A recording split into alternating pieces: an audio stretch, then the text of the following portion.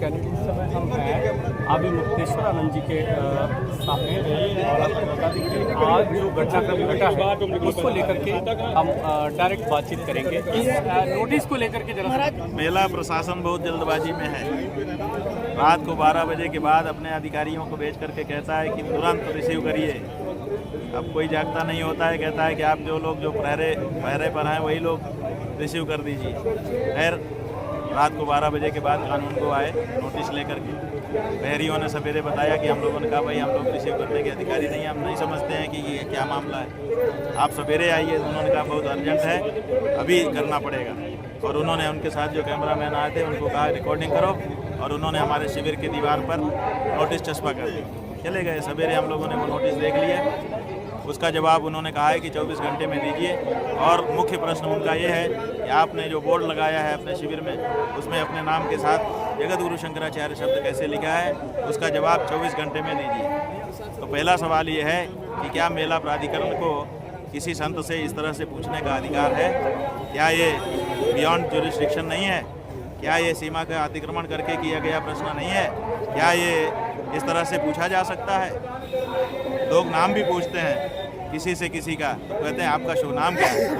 ऐसे नहीं पूछते कि नाम बता, जब तुरंत बोल, ऐसा बोला जाता है।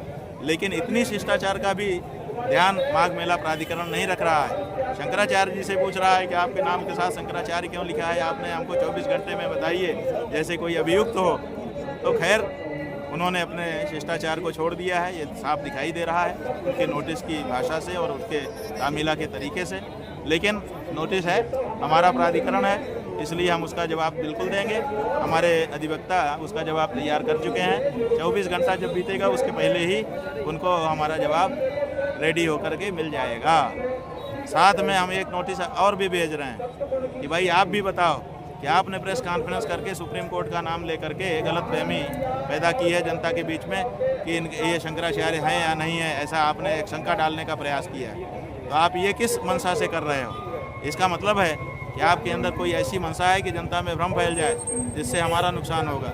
आपके द्वारा गलत मंशा से इस तरह की प्रेस वार्ता की जा रही है जिसमें सुप्रीम कोर्ट के आधे तथ्यों को सामने रख करके बाकी तथ्यों को छुपा करके जनता में गलतफहमी पैदा करने की कोशिश की जा रही है, जो मेला फाइड एक्शन कहा जाता है कानून की भाषा में।